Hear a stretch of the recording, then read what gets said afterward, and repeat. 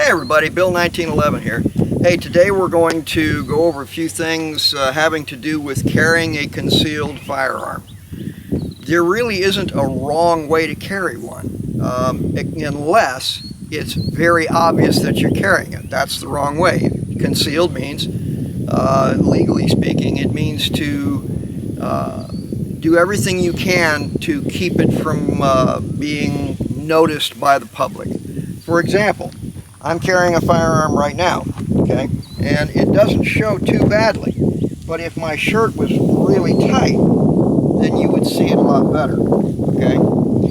So we don't want to wear very tight clothes around our concealed firearm. We want to keep it so everything is loose and it just kind of hangs off of us like that.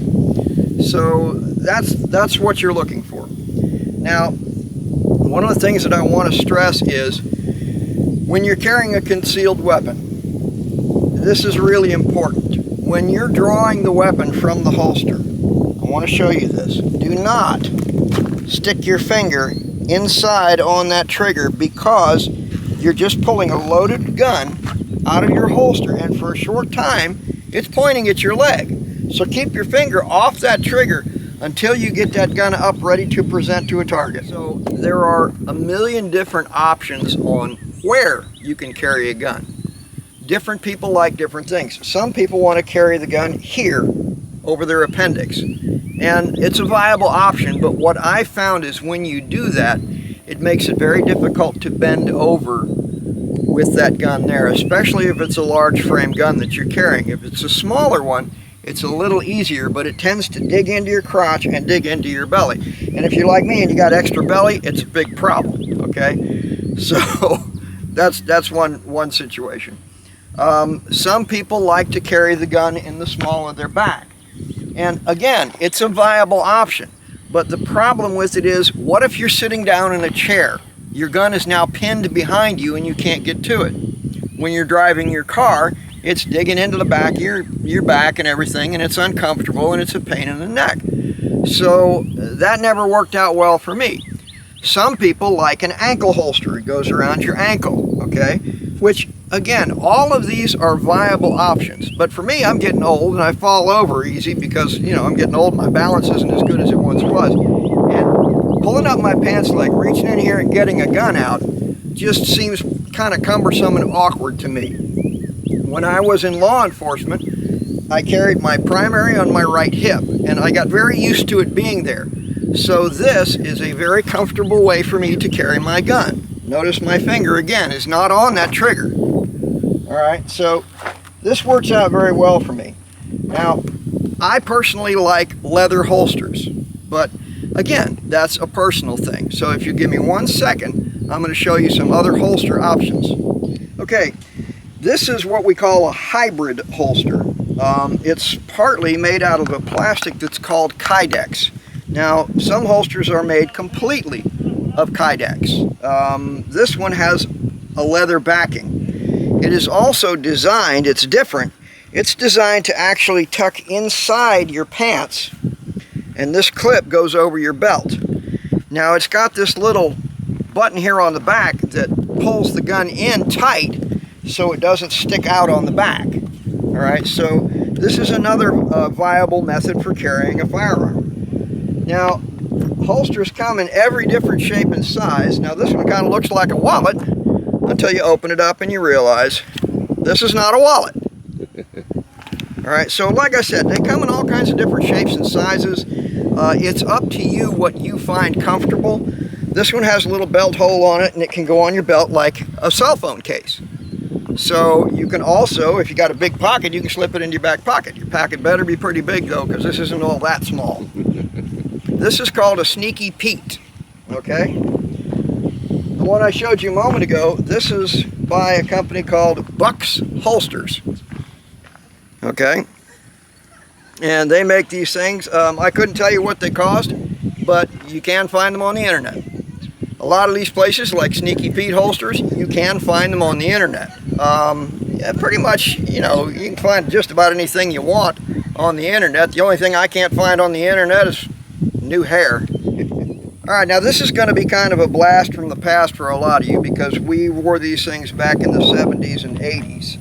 What it is it's just simply a bag that we used to wear that you could have your, well, now it's a bag with a torn strap on it. But we used to wear it on our tums like this, and we had these little belly bags. Now this is actually a viable option. I'm going to show you what's inside this bag. Now, one compartment, you can put your wallet and your little papers in and whatever you need in, okay? And that's fine, okay? And you've got other compartments for the same thing. Now, I put a very small gun in this one. Now, this is a real little Beretta, okay? Very small. It's a .32 caliber. So you can carry a very small gun in here. But the thing is, you can also carry in this, you can carry a large frame gun. All right, now what I have in here is a 1911. And you can see it's tucked in there nice and solid. It's not going anywhere, okay? And it's easy to get to it to use it, all right? So this is just another option that you can think about.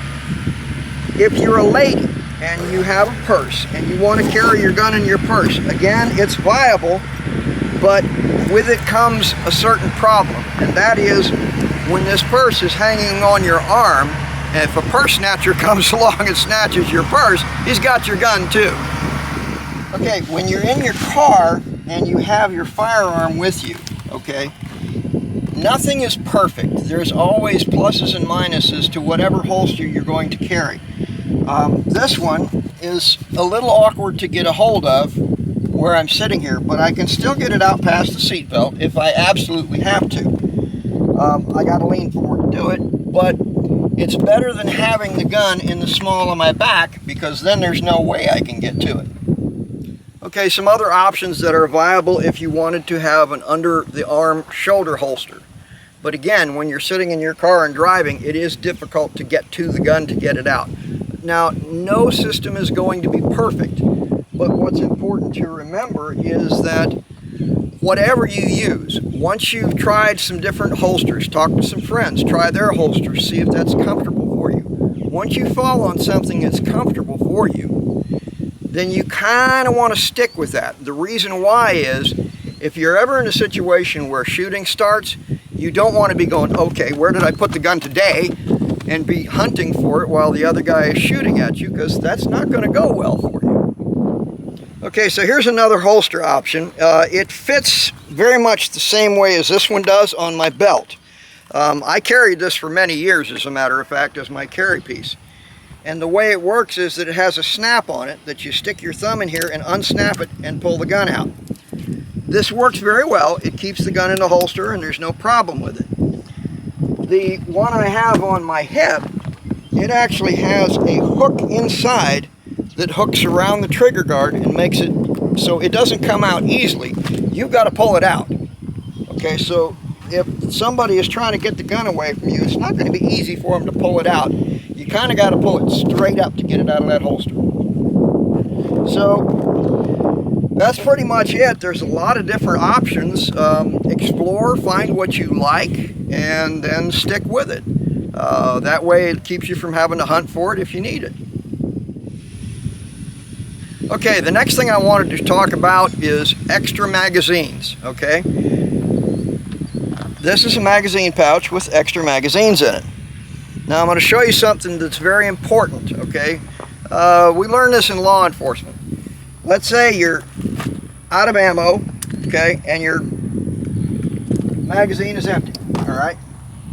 And you want to change your magazine. You drop the magazine, and when you pull this out, you always want to put your magazine in this holster in a way that when it comes out, your index finger goes along the front side of the magazine where the bullet end of the bullet is instead of the shell casing. And the reason why is this gives you a way that even in the dark you can by feel index that magazine and put it back into your gun, okay? So you always want that magazine in your magazine holster with that bullet facing forward so that you've got good control of it. Both magazines are like that. I can index quickly, stick it back in the gun, and I'm ready to go. Just takes a little tiny bit of time to get that done. All right. So that's all there is to this. There's one other thing I wanted to mention about carrying a concealed firearm, and this is pretty important. No matter what, if you ever have to use this thing to defend yourself, absolutely stay alive, yes, but be aware that there are going to be consequences. You may find problems with legality as far as criminal is concerned. That's possible. If you obey all the laws in your state, in your region, and where you're supposed to be, then you should be okay as far as criminal is concerned. Here in the United States, people actually have the right to sue you in civil court even if you didn't break any laws. So they may not win the lawsuit, but you're still going to be spending an awful lot of money to defend yourself in court. So remember, if you have to use one, it's an absolute last resort measure. Hey everybody, Bill 1911 here. Hey listen, if you're watching this video, if you're enjoying it, don't forget to hit that subscribe button, okay? That's really important to us. And make sure you like us, and by all means, come to visit us at AskBill1911.com.